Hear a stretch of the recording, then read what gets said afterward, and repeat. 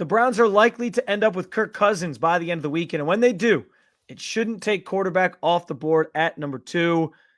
We'll talk about it coming up next on the Locked On Browns podcast.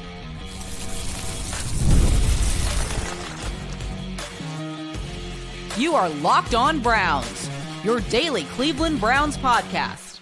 Part of the Locked On Podcast Network, your team every day.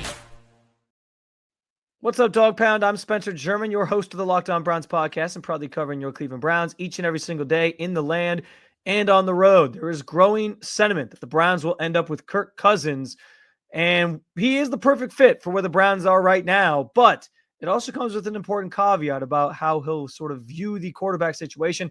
I'll tell you why it shouldn't take quarterback off the board at number 2 if Cousins does come to Cleveland, and what are the Browns getting in Cornelius Lucas, their new offensive tackle. Plus, we'll look at some of the other Browns free agent moves so far this offseason. I do want to thank you for being in every day with the Locked On Browns podcast and for making us your first listen every single day. Remember, you will find Cleveland Browns content with Locked On Browns every week, Monday through Friday, guaranteed, and bonus content on some weekends and some bonus episodes some days as well. It's totally free. All you have to do is hit that subscribe button wherever it is that you listen to your podcast, and of course, at the Locked On Browns YouTube channel, where you can also get involved in the show by sharing your thoughts on anything we discuss in the comments section today. This is your team, so be part of the conversation every single day. And yes, Terry Fontenot, the Falcons GM, has been adamant every time he's been asked about it that they don't necessarily feel pressured to move on from Kirk Cousins, who is due a $10 million roster bonus come Monday and is costing the team $27 million next year in base salary. And just the contract in general is an albatross that they clearly, there's probably some regrets there. His cap hit this year is $40 million in the grand scheme of things. Some of that is signing bonus money. It could be $50 million once that roster bonus kicks in.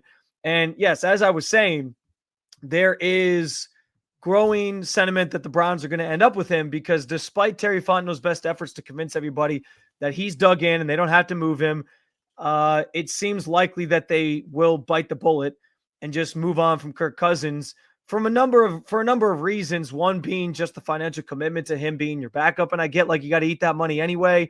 But the Falcons are in a situation where they can sort of do that and designate him a June 1st cut and just spread it out and it's fine. They're a rebuilding team at this point anyway. So it kind of is what it is for them. With a rookie, a second-year quarterback that they feel pretty good about. So you might as well do that now. It also could send a bad message to other players that like, hey, we're not going to do right by this guy who wants out and doesn't want to waste away at 36 years old and wants a chance to go play, start, and compete somewhere. And so what's interesting about the Kirk Cousins thing, first of all, Barry's already called a bluff this offseason with Myles Garrett. And, what's doing it again with the Atlanta Falcons? I think this probably happens, even though the sentiments, or even though there was conversations had, and Terry Fontenot said at the Combine that he was digging in the same way the Browns dug in on Myles Garrett. These things tend to resolve themselves in some capacity. So I think the Falcons do end up releasing him. I think he probably ends up with the Browns, and that's maybe what they're waiting on, why you haven't heard them as involved on guys like Daniel Jones and Russell Wilson, on top of just the financial commitments that those could come with. But I get the sense that he'll be released. We know the Browns are heavily interested. The Browns have been heavily interested for months now. And what's interesting about someone like Cousins is, well, a couple things. I think, first of all, he's actually like a perfect quarterback for where the Browns are at right now. And I think given how these first couple of days of legal tampering have gone, tells you that the Browns kind of understand where they're at. Like, they're not big spenders. They're not going out and trying to spend a bunch of money to, finish off their roster and add pieces and parts. They kind of see they're in a transitional year in that way. That could still mean like you end up with a franchise quarterback and you turn it around quickly. But they sort of, I think, have signaled, yes, we know where we're at. And the thing we're going to try to do here is like thread the needle on a quarterback that could maybe get us back to the playoffs, but that's not a perfect answer. Cousins is not a perfect answer by any means.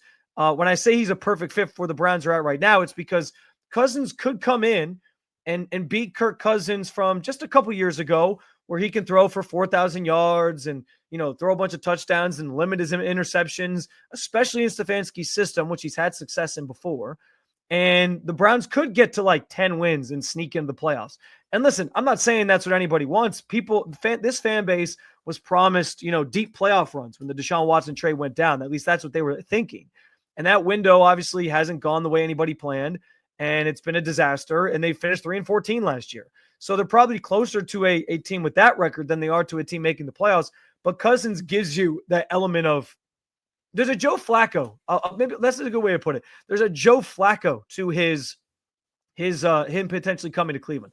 This idea that like an aging quarterback could sort of one last time find lightning in a bottle and really thrust the Browns into the limelight and take them into the playoffs and do some special things. And I think that could be the case with Cousins. I really do believe that. And so if that's true, you could get the 10 wins, but there's I think like a 10-win ceiling or so with Kirk Cousins at the age of 36. Whereas like the floor with Kirk Cousins is maybe a repeat of last year, like 5 wins, maybe a few more wins, like 5 wins from a year ago. And no one feels great about that, but then you're still back in the conversation, like in the top 10, probably drafting with a chance to get a good player or maybe your franchise quarterback if you pass on one this year. And so that's why I think he's the perfect fit for where they're at right now. But no, he is not the perfect quarterback. He might just be the best of the options that are available this offseason for the Browns. But the other interesting thing with Cousins is that he is likely going to want to go somewhere where he can start. He was just in a situation in Atlanta where he signs that massive contract, comes in, thinks like, great, I can finish my career here. I'm going to get a chance to play and be the starter and sort of lead the charge here.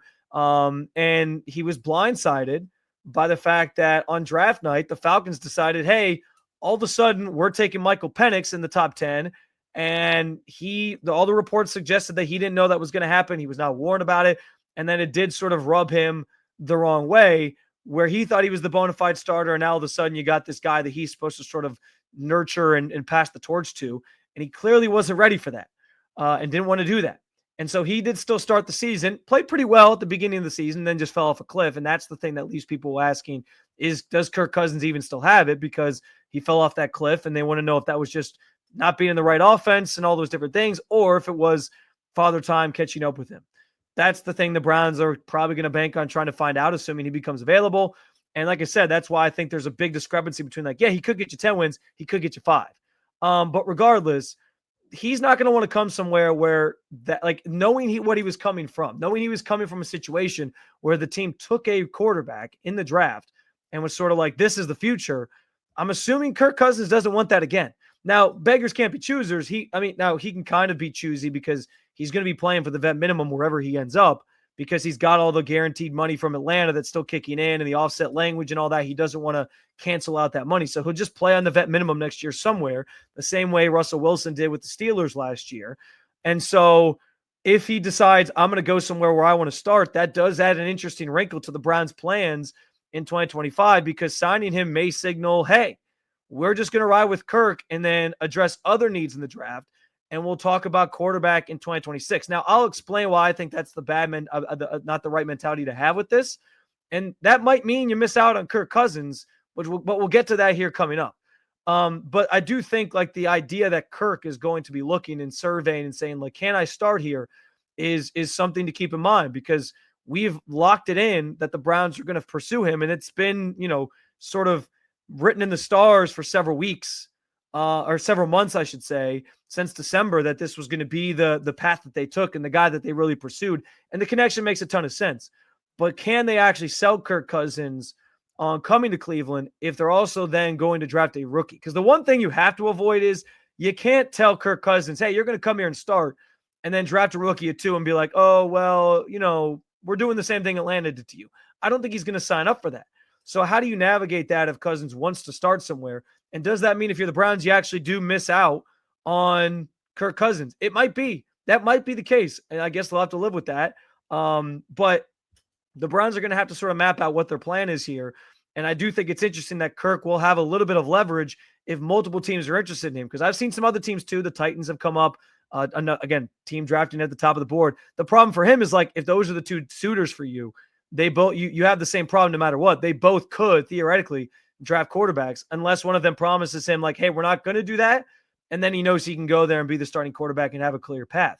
But I think at this point in his career, like Kirk is just looking for a last chance to start, be the guy. He knows that at some point, he's not going to be a starter anymore. And maybe he's come to grips with that. Maybe that's something the Browns can sell him on. Maybe the idea of playing for Kevin Stefanski will trump any worries he has about a potential rookie coming in. But I do think that as much as I believe Kirk Cousins would be a perfect solution to the Browns quarterback problem for now or where they're at, because yeah, he could be a starter for you that gets you 10 wins, or he could still leave you with like 5 wins and still draft in the top 10. I also think you can't take Kirk Cousins if it's going to alter massively your draft plans. And that is something I want to elaborate on coming up next on the Locked On Browns podcast.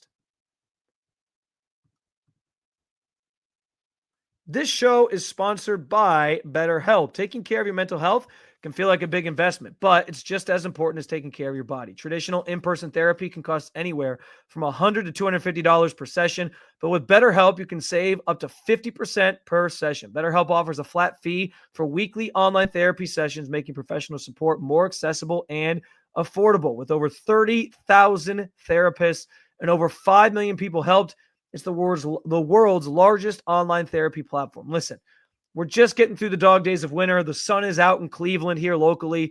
We can all fall into ruts this time of year, and talking to someone may be just the thing to help you snap out of it and get back to feeling like yourself. But therapy isn't just for the tough times.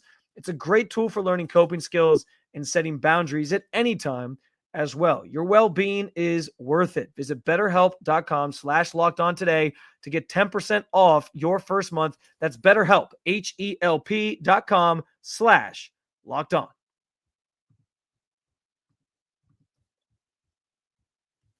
All right, so as I said with the Kirk Cousins situation, if he becomes available and you sign him, there may be something here where he says, you know what? I don't want to go somewhere where I can't start. And so the Browns will have to navigate that as it comes. But if he does agree to sign with the Browns, again, I'm assuming he's going to be released. I'm not even assuming it. I kind of feel like it's inevitable at this point because I just don't see the Falcons eating all that money and adding $10 million on top of it and just being because they have too much pride in the fact that they signed this guy. Like, just own the fact that you messed up. You shouldn't have brought in Kirk Cousins because you were going to draft a rookie and move on. I also don't think it sets the right. This is another interesting thing they got to think about. Like, do you want Kirk Cousins breathing? It said breathing down his neck as a 36-year-old, but does it set the right tone for Michael Penix, who you want to have like a clear mind and be the guy, and there'll be no questions about that if Kirk Cousins is kind of waiting in the wings behind him? Probably not. So I think there's a lot for the Falcons to consider there as to why he will be released and why he likely ends up with the Browns. And assuming he does, the Kevin Stefanski and Andrew Berry, they have to think long and hard about what that means for their draft plans. And frankly, it shouldn't take quarterback off the board at 2 just because they add Kirk Cousins and he thinks he's still a starter, and they maybe view him that way, at least starting out. In today's NFL, it's even more rare than ever that a rookie comes in and doesn't start in that first season. That used to be the way of doing things. You think about the Packers, right? Brett Favre to Aaron Rodgers. Aaron Rodgers sat for a couple years. Aaron Rodgers to Jordan Love. Jordan Love sat for a couple years. And that used to be the way of doing things. Like, well, you got to let the guy sit for a year, get his feet underneath him. Patrick Mahomes is kind of that same process. And I'm not saying that can't work, but look at last year. How many of these rookie quarterbacks that were drafted played last year? Jaden Daniels, we know. Caleb Williams, we know. Drake May took over about midway through the season for the Patriots, or maybe later on than the midway point of the season, but you get the point. Michael Penix, the situation we were just talking about with Atlanta, he took over for Kirk Cousins at some point. So this is like almost an inevitability. The only rookie I think that didn't play, because Bo Nix played too, that was taken in the first round, was J.J. McCarthy because he was hurt. And and the way Sam Darnold played, maybe he would have sat for a whole year. But they're quickly pivoting to him in year 2. Now that they missed out on Sam Darnold and Daniel Jones and all these guys. So it's rare that a rookie quarterback that's taken, especially that high, but especially in the first round, doesn't play in year 1. And so, maybe that does drive Kirk away. But if he does decide to come and compete for the job and understand like he's got an inside track, but the Browns are going to take a quarterback at 2, if the Browns believe in their heart of hearts that they have identified the franchise guy, they can't not pull the trigger just because Kirk could threaten not to come or, because they think they need Kirk Cousins. Like, no, they still have to prioritize what they think is best for the franchise. And if they find that guy, he's there, great. Maybe it works out where Kirk plays so well And that kind of has to be what the point is for the Browns. Kirk, you can come in, compete for the job. We think you have a good chance to earn it. You know Kevin Stefanski's system. You played well in it. Great. So if he comes in and plays well, then no one's the wiser, and he can maybe start the season. And then maybe at some point you kick it to the rookie if he struggles, or if you just want to see what he looks like because your team is kind of meddling in mediocrity or whatever it might be. But again, this regime needs to win. So Kirk can do that. He could also be shot and only win you a few games, as I alluded to last segment. So they have to get that position figured out for their futures. If they believe there's a guy in this draft class that is the franchise quarterback, you pull the trigger no matter who you're bringing in to be your potential starting veteran quarterback. You don't pass up Cam Ward, for example, if you think he's the guy for 1 year of Cousins because, you're trying to mend fences and keep everybody happy. Even if I believe he's a perfect fit for where the Browns are at right now, no, you still take the rookie that you think is going to be a phenom, that is going to be the face of your franchise for years to come, that is going to be your franchise quarterback. And again, you have to make that known to Cousins that that's going to be part of your plan. Hey, just so you know, we have our eyes on a guy at 2, or we're considering a quarterback at 2. And if that again turns him away from signing here, so be it. The Browns have to stick to their guns. They have to stick to their plan if they believe they have a quarterback in this class that they love. That cannot deter them from taking one. And I still don't think they can fully talk themselves into. Now, listen, they will take a rookie at some point. It's all about who they value. If they don't get one of the top guys, they'll probably end up taking a Jackson Dart, or maybe a Jalen Milroe who has the familiarity with Tommy Reese. Maybe even a Will Howard, who I've sort of talked up because of my Ohio State bias. So they will take someone at some point, and maybe there's less pressure on Kirk if it comes from, rounds 2 through 7 versus in round 1. But if they believe in one of those top 2 guys has to be a first round pick and that they're going to get one, they have to stick to that. They can't change that plan just because they're bringing in Kirk Cousins. And again, it all goes back to the fact that they got to get that position right. So maybe they believe Jackson Dart is the guy to get it right. And then, yeah, you could get away with maybe sitting him for a year and letting Kirk play. But again, if they don't view any of these guys as the guy, fine, bridge the gap for a year and wait till 2026, which from conversations that were had at the Combine, somebody like Albert Breer, I know, mentioned this a couple weeks ago. There are teams with their eyes on the 2026 draft class. They're already sort of looking ahead. Now, I think that's hard to do when there's still so much that can happen. Injuries, players maybe not coming out or deciding to stay in college, entire college football seasons. I think somebody for example, Drew Aller is a perfect example of this, right? There was a lot of buzz around Drew Aller coming out, and then he had that dud game. He said he wasn't coming out, but maybe he could change his mind if he had a good playoff. He started having a great playoff, and then he played that bad game against Notre Dame, and it was maybe he's not ready, right? So that can, somebody's stock changes game to game, week to week in college football, and then year over year. So there's too much. Right now you could look and say yeah, Arch Manning's gonna be great, but we haven't seen enough of Arch Manning to know if he's gonna even be NFL ready after a year, if he might stay in college. There's still so many unknowns. And for a regime like Barry and Stefanski, who are paired together right now, who have no guarantees beyond 2025, because again, if they win 4 or 5 games, they might get fired. They might not be here to take that quarterback in next year's draft. So again, it comes down to what they think about the guys in this year's class. And if they identify the guy, they got to draft him at 2. And just because Kirk Cousins might feel like he wants to come somewhere where he can start, you got to still pull the trigger. That should not alter your draft plans and make it so that you then take Abdul Carter or an offensive lineman if you don't feel as strongly about those guys as you do about Cam Ward. And maybe they don't. Maybe they don't love Shedeur Sanders and Cam Ward, and they've been sort of bluffing on all this the whole time. And then, yeah, okay, fine. Bolster some other needs, bolster some other areas, and then maybe get that Jackson Dart player or something later on. That's fine too. But my main point here in all this is if they love those 2 guys, if Cam Ward or Shedeur Sanders, if they have this love affair with either of them, and they believe in their heart of hearts that either of those guys or one of those guys is going to be their quarterback of the future, okay, you still take that guy wherever you think the value is. If it's at 2, which seems like that'd be Cam Ward, maybe it's still Shedeur Sanders because there might be some pressure, some other teams that might still take Shedeur Sanders. I know there's all this talk about him being a 2nd-round pick. I still think he's going to get taken in the 1st round. It's just a matter of where. I'm guessing the Browns will have a decent read on how far he could potentially fall, in the 1st round if they were to trade back up and try to get him, maybe something like that. But if they view in their heart of hearts that these two guys, one of them is the guy, you got to take him at 2, whether you have Kirk Cousins or not. And, it can't change you. To me, it can't change your plans just because Kirk wants to start and you believe that he could start for you and sort of bridge that gap for a year. Again, if you don't feel strongly about the quarterbacks, then yeah, that seems like that would just be their plan. Their plan would just be, let's bridge the gap with Kirk for a year and get through it, and then we'll find a quarterback later. But if you think that one of these guys could be the franchise quarterback, and you like, again, they feel strongly about it, you take them and you still let Kirk maybe be there as a potential bridge the gap option to pass the torch to that guy. But you can't shy away from that and just talk yourself into, well, let's just ride with Kirk and see what happens. Can't happen. You got to take the player that you think can be that franchise quarterback if he's in the draft this year. With that said, the Browns have made we talk about the potential of Kirk Cousins coming to Cleveland. They have made some moves already so far this offseason. We'll review those with you, including maybe one of the most notable moves they've made so far on a lesser level because they haven't made a ton of splashy moves other than the Kenny Pickett trade.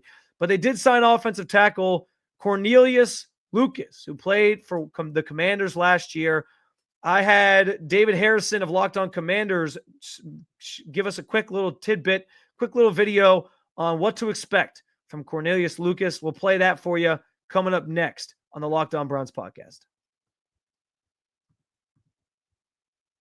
March Madness is here, and FanDuel is giving you the chance to get in on the action like never before. Right now, new customers can get $200 in bonus bets when your first $5 bet wins. That's $200 extra bucks to use on everything from buzzer beaters to Cinderella stories and even who's cutting down the nets. It's no secret. We all watch the tournament to see the upsets. They are the lifeblood of college basketball this time of year for the tournament, and especially with UConn maybe not being quite as dominant as they've been in previous years. I know there's some other good teams out there. Cooper Flagg's killing it with Duke. I get all that. But with FanDuel, it makes it easy to back the underdogs with spreads, totals, in-game props of your choosing. In the end, you still do have to have a favorite in mind. I've kind of got my eye on Maryland, by the way, senior guard play. That's all I'll say.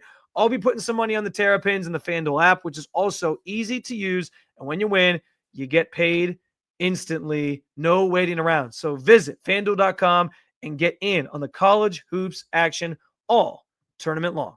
That's FanDuel.com.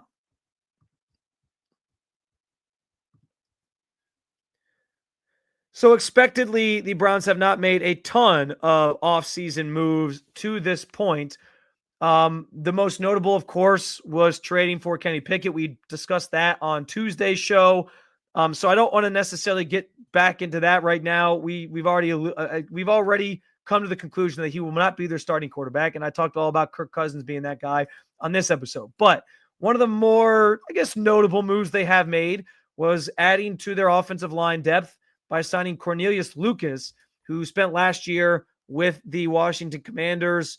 And to get some insight on Cornelius Lucas, I reached out to David Harrison of Locked On Commanders. He provided a short little video here to give us some insight into who the Browns are getting in Cornelius Lucas. Hey, Spencer, I think the first thing I could tell you about new Cleveland Browns offensive lineman Cornelius Lucas is you're getting a great dude. I mean, everything you want in a veteran player, you're going to get in Cornelius Lucas. You want a guy that you can rely on to show up in shape. He's that guy who's going to know his assignment, know his job, good in the locker room, good with media. He fills all of those things for you. And you might have arguably one of the better swing tackles in the National Football League, a guy who's going to provide you really good depth. But if you need him to start in a pinch, or if you need him to start for an injured starter, something like that, he's going to be good for you. Not going to say he's going to be your franchise left tackle or cornerstone of your offensive line or anything like that, but a very solid offensive lineman. In 2024, he actually came in as the most veteran non-starting offensive lineman on the roster. And Brandon Coleman, the Washington Commanders' third-round draft pick out of TCU, came in. He was a guard tackle in college. Some viewed him as a guard in the NFL. The Commanders thought he was a tackle. They put him out there at left tackle along with Cornelius Lucas and kind of alternated reps between the two men during training camp into the preseason. And they actually maintained that method into the regular season. Eventually, Brandon Coleman became the full-time starting left tackle, and that's who you saw during the late season run, their playoff run, all that stuff. But the thing that really stood out about Corn is that through the entire thing, never flinched, never complained, never whined, never griped, never got frustrated. He's a dude who said, listen, whatever reps I get, I'm going to go out there and do the best job I can. Whatever reps I don't get, I'm going to be back here in the meetings, supporting my teammates, doing the best I can. In that way, you got to stand up, dude. You're going to like getting to know him in the locker room. Very good pickup by the Cleveland Browns. I thought that was well said by David Harrison with some insight into who Cornelius Lucas is. And I also love, by the way, that his nickname was just Corn. They just called him Corn. I can get behind that. That's an easy nickname to remember. But the thing that stood out most from David's analysis there was just the fact that he's a swing tackle. He can play both sides of the offensive line. He played left tackle a lot for Washington last year. And when you look at his PFF grades, and I think PFF is maybe most valuable when we're assessing offensive line play, because not everybody knows how to break down offensive line play. I'm not going to say I'm the biggest offensive line guru. Like, I know some things, I don't know everything. So it's helpful to have some context with a site like PFF. And he has one of the better pass blocking grades in the NFL as a tackle in this league. So that, I think that's a huge note for the Browns. Like, they're getting a guy who's put up some good numbers in that regard, both run blocking and pass blocking, but especially pass blocking, and can play either side of the offensive line. That is such a valuable thing for the Browns and for any team to have when you have a guy that has the versatility to play left or right. And so getting that is huge, especially when you consider the Browns lost James Hudson, who signed with the Giants. So it's a chance to sort of replenish that, add depth of the offensive line, which is tended to be an issue for this team. They've dealt with a lot of injuries up front over the last several years. And so I think this was actually like a sneaky good signing by Andrew Berry. Again, they don't have a lot of money to play with, but the fact that they added a guy like this who brings some versatility, you watch his tape and you can see he's super physical. I liked this move for Cleveland. It's going to fly under the radar, but you can always use offensive line depth, and you get a new swing tackle who has a lot of upside. And I feel pretty good about potentially filling in, or maybe even starting at left tackle, depending on what they decide to do with DeJuan Jones and him for the Browns next year and maybe beyond. So we'll see. Some other moves that the Browns made, they did retain Devin Bush on a one-year contract worth a little over $3 million. I think that's a great move because we don't know what the future holds for JOK. We still don't know what the future holds for JOK.